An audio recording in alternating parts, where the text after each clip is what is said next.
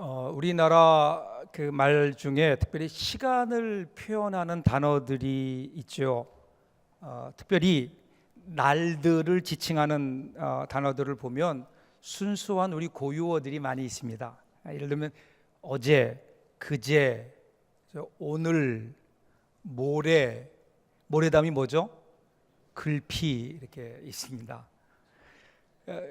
이 모든 나를 지칭하는 단어들이 고유어, 우리 한국의 고유어인데요. 그런데 그 가운데 딱 하나가 빠져 있습니다. 그게 뭐냐면 내일이에요. 내일. 이 내일은 한자입니다. 올 내자와 날일 자를 쓴 한자어. 그러니까 여러분 어제, 오늘, 글피 이런 날이 당연히 외래어로 우리 고유어로 있다면 그러면 우리 고유어도 무언가 내일을 나타내는 말이 있지 않았을까? 분명히 있었을 텐데 어느 때부턴가 혹시 그 말을 잃어버린 것이 아닐까?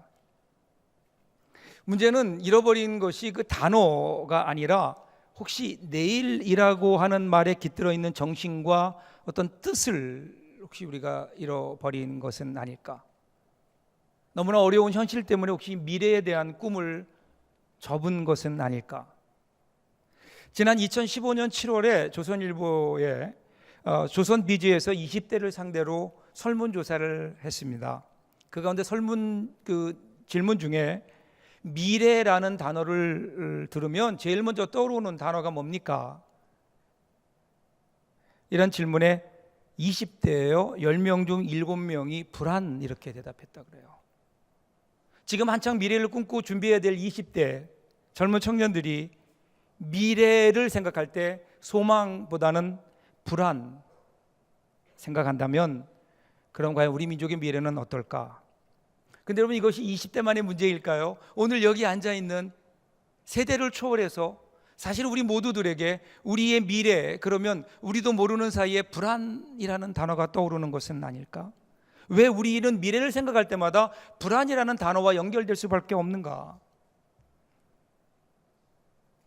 여러분 라틴어를 보면은요 미래를 나타내는 단어가 두 가지로 사용되는 것을 봅니다. 하나는 우리가 다가가는 미래예요. 다가가는 시간으로서의 미래인 futurum 이렇게 futurum 여기에서 영어의 future 미래가 나오게라는 말이 나오게 되죠. 다른 하나는요 우리가 다가가는 게 아니라 우리에게 다가오는 시간으로서의 adventus라고 하는 말이 있습니다. 두 가지가 똑같이 미래라는 말로 사용되고 있어요. 그러니까 여기에 futurum이라고 하는 단어는 우리가 다가가는 시간으로 그러니까 그 시간의 주체가 내가 되는 거예요. 내가 미래를 향해 다가갑니다. 그리고 미래를 향해 내가 준비하고 미래를 내가 만들어 가는 겁니다. 이것이 futurum이라고 하는 미래예요. 그런데 거기에 또 다른 개념은요 adventus라고 하는 이 미래라고 하는 개념은 내가 다가가는 것이 아니라 나에게 다가오는 우리의 의지와는 상관없이 나의 계획과는 상관없이 나에게 다가오는 뚜벅뚜벅 다가오는 미래가 있다. 예를 들면 죽음입니다. 언제인지는 모르지만 우리의 의지와는 상관없이 우리에게 다가오는 분명히 정해져 있는 우리의 미래가 있어요. 내가 어찌할 수 없는 미래가 분명히 있다는 겁니다. 이렇게 미래에는 두 가지의 그 개념을 가지고 있는데 그런데 대부분 오늘 많은 사람들이 미래를 생각할 때는 첫 번째 거를 생각해요. 내가 다가가는 미래입니다. 아직 아무것도 쓰여지지 않는 흰 종이와 같이 미래를 생각하고 거기에 내가 써 넣는 겁니다. 그래서 미래는 오늘 나의 의지와 나의 결단에 따라서 미래를 채워가는 내가 만들어가는 미래를 생각합니다. 그래서 사람들은 달력을 한 장 넘길 때마다 거기에 동그라미를 치면서 이때는 내가 무엇을 해야지 하는 스케줄을 정합니다.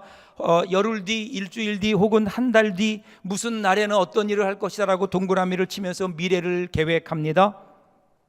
근데 문제는 그 미래를 아무도 장담할 수 없다는 겁니다. 더군다나 그 미래에 어떤 일이 일어날지는 알지 못하는 거예요. 아무도 가보지 않는 시간이기 때문에 사람들 마음속에는요 미지의 세계에 대한 불안이 있습니다. 그러니까 어쩌면 우리는 본질적으로 미래를 생각하면 불안할 수밖에 없는 존재가 아닐까. 오늘 여러분 어떻습니까? 여러분이 바라보는 여러분의 미래는 어떤가요? 오늘 본문도 이러한 미래를 바라보는 불안함에서 오늘 시작하고 있습니다. 자, 신명기를 우리가 읽고 있는데, 신명기는 광야에서 40년을 보낸 이스라엘 백성들이 이제는 이스라엘 백성들의 종착지인 가나안 땅, 적과 꿀이 흐르는 가나안 땅, 하나님께서 약속하신 그 땅을 바로 눈앞에 두고 들어가기 직전에 모세가 이스라엘 백성들을 모아놓고 모압 평지에서 지금 설교하고 있는 겁니다. 이집트를 나온 지 40년이 지났고 40년 동안 이스라엘 백성들로 광야를 헤매이다가 이제 드디어 가나안 땅 그 눈앞에 바로 와 있습니다. 약속하신 땅을 바라보는 그러한 모세와 이스라엘 백성들의 마음은 어땠을까요? 물론 흥분되는 면도 있었을 겁니다. 그리고 마음속에 그것을 바라보며 설레이기도 했을 겁니다. 그러나 그들의 마음을 차지하고 있는 가장 큰 마음, 가장 큰 정서는 불안이 아니었을까? 불안했을 겁니다. 왜 그럴까요? 자, 지금 가나안 땅이 눈앞에 보입니다. 그런데 가나안 땅에 들어간다고 저절로 자기 땅이 되는 게 아니에요. 가나안이라고 하는 땅에는 이미 사람들이 살고 있습니다. 들은 정보로는 그곳에 성읍은 성곽은 견고하고 그곳에 살고 있는 사람들의 기골이 장대하고 그들이 가지고 있는 무기는 이스라엘 백성들이 가지고 있는 것과는 비교할 수 없는, 그래서 전력적으로 분명히 약세인데 과연 우리들이 들어가서 그 가나안 민족들을 쫓아내고 그들과 전쟁에서 승리해서 그 땅을 차지할 수 있을까? 물론 하나님께서 약속해 주신 거라고 하지만 과연 그것이 가능할까? 이런 두려움이 있었을 겁니다. 거기에다가 여러분 모세를 생각해 보세요. 모세는 지금까지 이스라엘 백성들을 40년 동안 광야에서 그들을 잘 인도해 왔습니다. 그런데 하나님께서 뭐라고 말씀하세요? 너는 가나안에 들어갈 수 없다는 겁니다. 그때 모세의 마음이 어땠을까요? 가나안을 눈앞에 두고 들어가지 못하는 안타까움도 있겠지만 또 하나는 이스라엘 백성들을 보니까 걱정이 앞섭니다. 모세는 지난 40년 동안 광야에서 이스라엘 백성들을 인도해 오면서 그 이스라엘 백성들, 그 사람들이 어떤 인간인지를 잘 알고 있거든요. 그들은 지난 40년 동안 하나님의 엄청난 은혜를 경험했습니다. 기적적인 은혜가 있었어요. 만나와 메추라기로 먹이셨던 하나님의 은혜가 분명히 있었고요.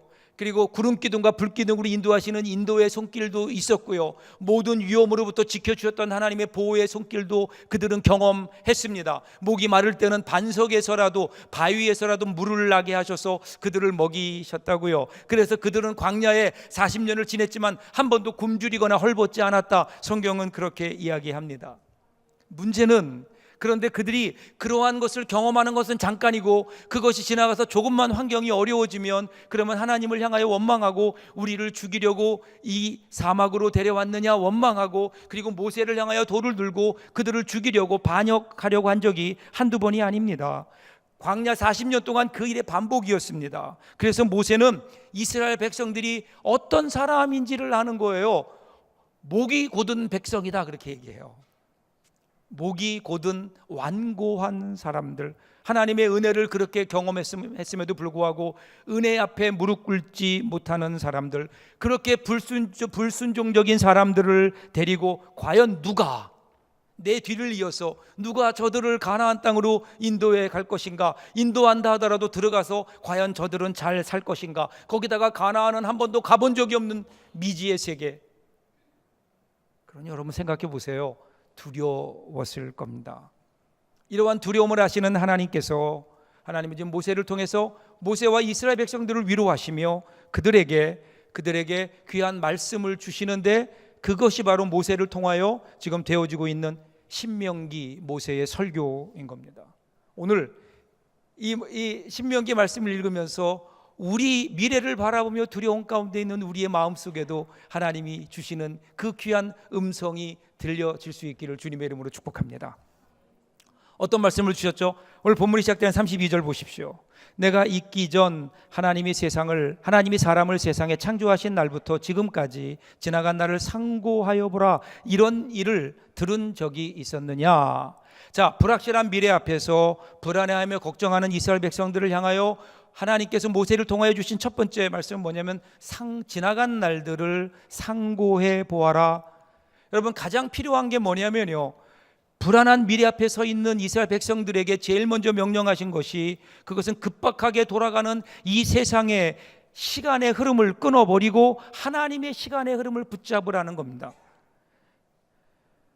여러분, 우리가 살다 보면요, 이 세상이 돌아가는 흐름이 있어요. 이 세상이 힘겹게 돌아갑니다. 마치 다람쥐 쳇바퀴 돌듯 이 세상이 어떤 흐름에 따라 확 돌아갈 때가 너무 많아요.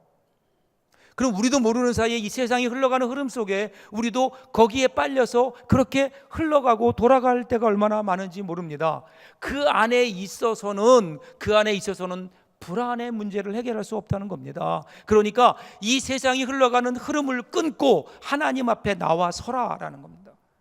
그 시간이 필요하다는 거예요. 여러분, 이 세상이 얼마나 급하게 돌아갑니까? 우리가 이 급하게 돌아가는 세상 속에서 하나님의 백성으로 믿음을 지키며 살려고 하면, 그러면 때때로 우리는 시간이 날 때마다, 기회가 주어질 때마다 이 세상의 흐름 속에서 우리가 나와서, 그래서 하나님 앞에 서야 되는 고요한 시간이 필요한 겁니다. 여러분, 그것이 기도고, 그것이 큐티고, 그것이 예배 아닌가요? 오늘 그런 면에서 예배드리러 나오신 분들은 복된 분들이에요.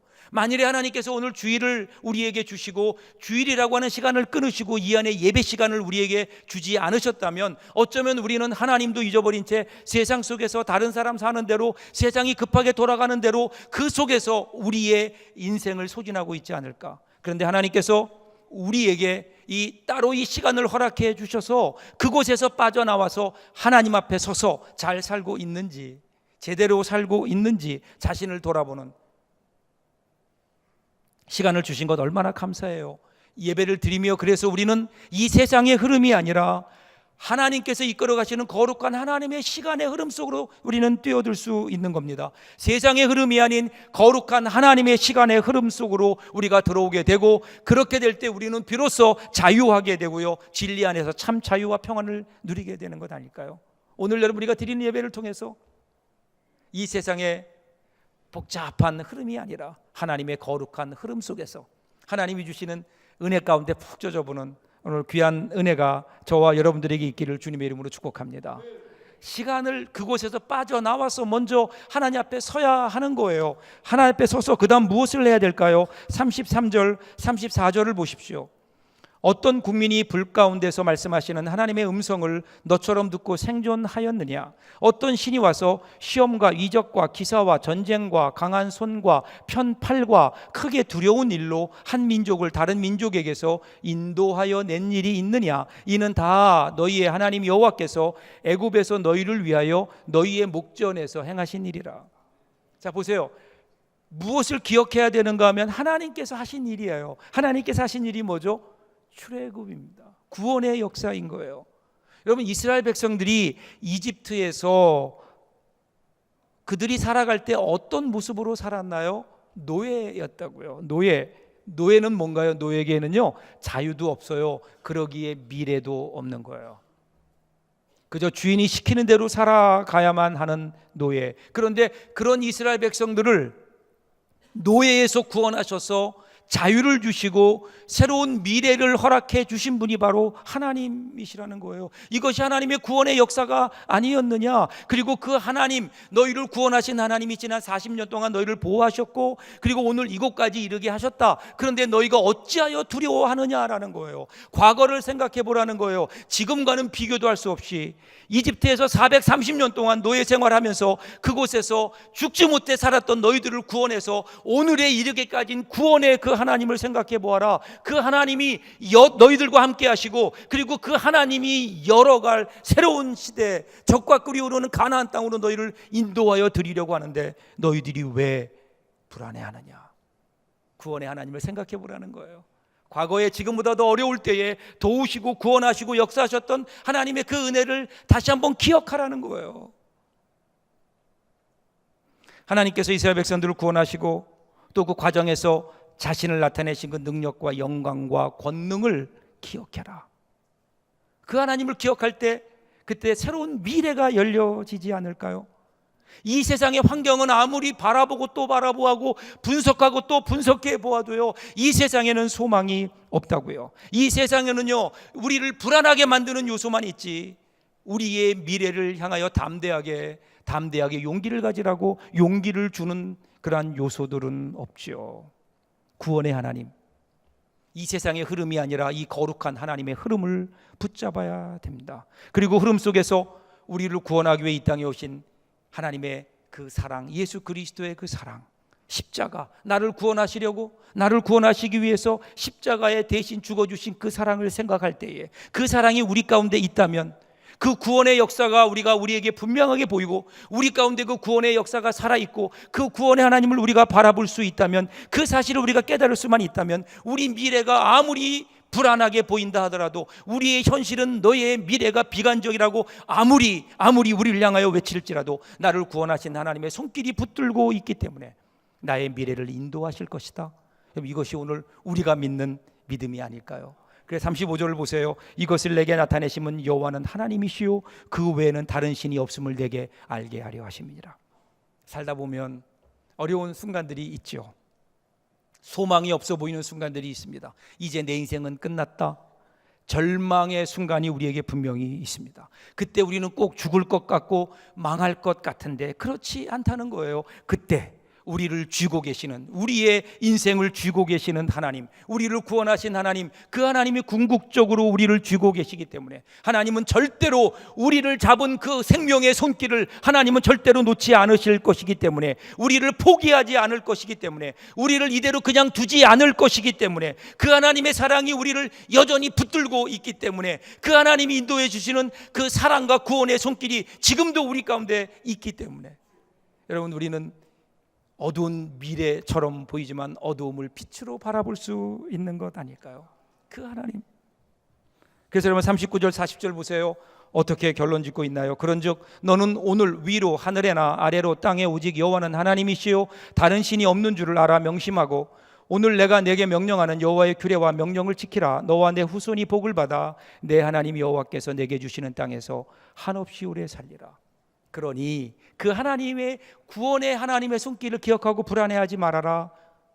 너희들 하나님께서 너에게 주시는 땅에서 한없이 오래 살 것이다, 이렇게 약속해 주시는 거예요. 여러분, 신앙은 이 약속으로부터 시작하는 겁니다. 미래를 말하는 근거가 다릅니다. 우리는 보통 과거와 현재를 기초로 해서 그래서 미래를 예측합니다.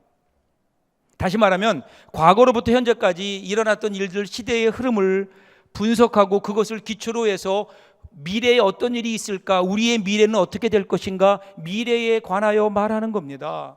이것이 미래인 거예요. 그런데 이에 반해서 신앙은 과거로부터 출발하지 않습니다. 하나님의 약속을 기초로 미래를 믿음으로 말하는 겁니다.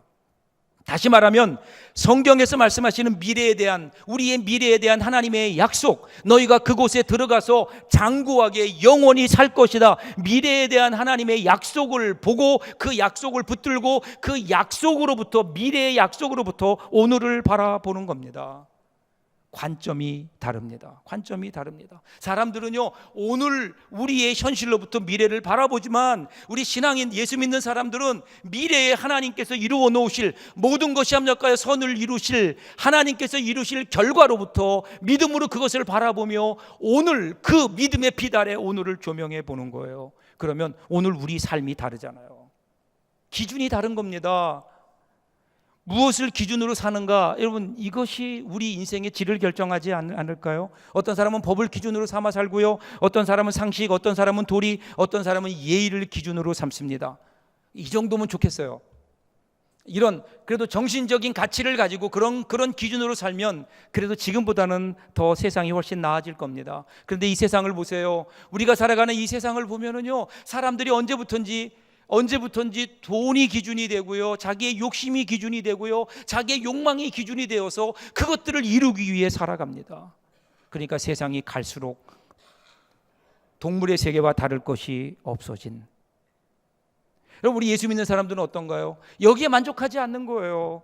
정신적인 가치가 아닙니다. 도덕적인 가치가 아닙니다. 우리는 예수 믿는 사람들은 자아를 십자가에 못 박았고 보혈의 능력으로 죄에서 우리는 자유하게 되었으며 성령의 능력으로 새로운 삶을 살아가는 새로운 피조물이기 때문에 더 이상 우리는 이 세상의 기준을 따라 살아가는 사람이 아닙니다. 우리는 이 땅의 기준이 아니라 하늘을 날아 하나님 말씀이 기준이 되는 삶의 기준이 다르기 때문에 여러분, 이 땅의 기준으로 살아가면 그저 이 땅인 거예요. 그러나 하늘을 기준으로 살아갈 때 우리는 하늘을 사는, 이 땅의 삶이 아닌 하늘의 삶을 살아가는 클래스가 다른 삶을 살 수 있지 않을까요?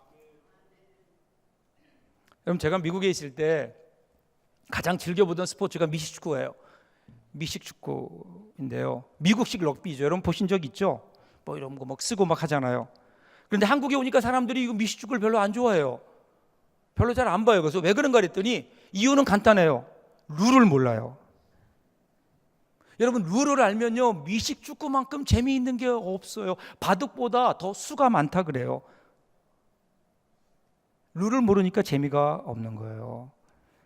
여러분, 이 세상에서 어느 때부터인가 갑자기 한국 사람들이요, 피겨 스케이트에 유식해지기 시작했습니다. 그죠? 트리플 악셀, 더블 악셀, 여러분 다 아시죠? 예? 더블 악셀은 전진하면서 점프를 하는데 2바퀴 반을 도는 거예요. 트리플 악셀은요, 3바퀴 반을 도는 거예요. 제가 잘 알아요. 처음에는 우리 김연아 선수 때문에 보게 됐는데 어느 순간 룰을 알게 되니까 이제는 그 경기 자체가 재미있는 거예요. 자, 이제 여러분 보세요. 그 광경을 보면요, 이제 김연아 선수가 가면서 점프할 때가 된 거예요. 그러면 점프를 하려고 합니다. 그러면 같이 긴장되는 거예요. 자, 이제 트리플 악셀이야. 3바퀴 반을 돌아야 돼. 그리고 그 아니나 다를까 하늘을 향해, 허공을 향해 차오릅니다. 그리고 3바퀴 반을 돌고, 그리고 우아하게 착지합니다. 그러면요, 내가 한 것 같아요. 마음에 감동이 와요. 이게 여러분, 룰을 알고 경기를 보기 때문에 그래요. 똑같은 경기를 봐도요, 똑같은 스포츠를 봐도 룰을 알고 보면 재미가 있고 흥미가 있는 거예요. 여러분, 우리 인생이 왜 재미없을까요? 여러분 인생 가운데 미래에 대한 어떤 흥미진진함도 없이 오늘 우리 삶 속에 분명히 하나님이 역사하심에도 불구하고, 하나님이 역사하신다는 것을 믿음에도 불구하고 왜 우리 삶이 이렇게 재미없을까요? 어제가 오늘 같고 내일도 오늘 같을 것 같은, 왜 그런 줄 아세요? 룰을 몰라요. 룰을 모르니까 우리 삶에 역사하시는 하나님의 손길이 보이지 않는 거예요. 우리 삶이 재미가 없는 거예요. 룰을 알면 재밌어져요. 하나님의 룰, 하나님 말씀 아닐까요? 하나님 말씀을 가지고 하나님 말씀을 따라 우리들이 살아간다면, 우리 인생의 룰인 하나님의 말씀을 가지고 우리의 삶을 보면 우리 삶 속에 여러분 감동이 있잖아요. 오늘 어렵지만 그러기에 나를 돕는 하나님의 손길이 있음을 아는 거예요. 보호하시고 인도하시며 마지막에는 역정케 하시는 하나님의 그 손길이 있음을 보는 거예요. 그게 하나님의 룰이에요. 그게 하나님의 말씀인 거예요. 그래서 여러분, 모든 신앙의 사람들은요, 이 신앙의 룰을 따라 인생을 너무너무 재밌게 살았다고요. 아브라함이 그 어렵지만 자기의 아비 친척 본토를 떠나서, 그래서 하나님이 지시할 그 땅을 향해 나갈 수 있었던 근거가 어디에 있나요?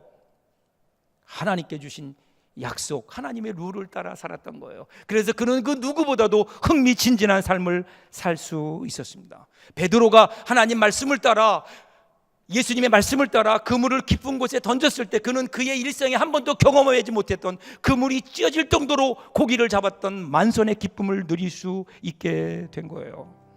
사랑하는 여러분, 우리 인생이 재미있다니까요. 우리 인생이 불안해할 게 아니라니까요. 흥미롭다니까요. 우리 인생이 너무너무 재미있다니까요. 왜 그런 줄 아세요? 우리의 삶은 여전히 어렵고 힘들고 어둡지만 그 가운데 그것을, 모든 것을 이루어 가시며 모든 것을 선으로 만들어 가시는 하나님의 손길이 있기 때문에, 그것을 바라볼 수 있다면 여러분, 우리 인생이 달라질 거예요. 달라질 거예요. 감동이 있을 거예요. 전에 우리 교회에 오셔서 집회하셨던 이동원 목사님, 여러분 기억하시나? 이동원 목사님이 한번 이런 간증을 하셨어요. 여러 해 전에 미국의 플로리다 어느 침례교회에 집회를 가신 적이 있대요.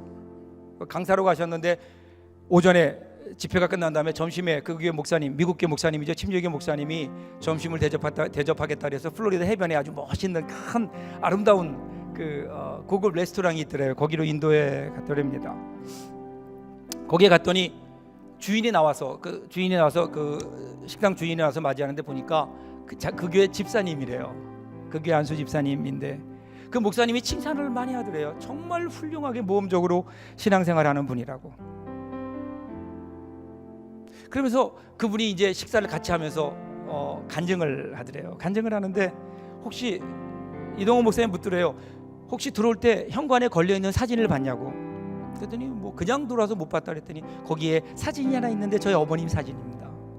근데 그 어머님이 신앙생활을 정말 열심히 하셨던 경건한 기도하는 어머님이셨는데 아버지가 일찍 돌아가셨대요. 돌아가신 후에 타주에 있다가 플로리다로 이사 오면서 그곳에서 조그맣게 식당을 열어서 워낙 음식 솜씨가 좋고 열심으로 섬기다 보니까 사람들이 많아졌대요. 식당이 번성하고 돈을 벌게 됐다는 겁니다. 그래서 오랫동안 기도하면서 계획 끝에 저축을 하고 그리고 이제 정말 오늘 이 아름답고 이 고급 레스토랑, 이 큰 레스토랑을 이제 열 준비를 오픈하게 되었다는 거예요. 그런데 그만 무리했는지 오픈 직전에 그 어머니가 병을 얻어서 알아 눕게 되고 식당이 오픈되는 것을 보지 못한 채 얼마 전에 세상을 떠나시게 됐다는 거예요. 떠나시면서 그 아들에게 유언을 하셨대요. 그 유언이 두 가지예요.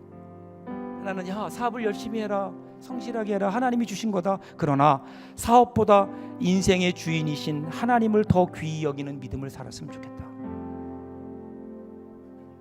두 번째는 그리고 아들아, 이번에 오픈되는 식당에서는 술을 안 팔았으면 좋겠다.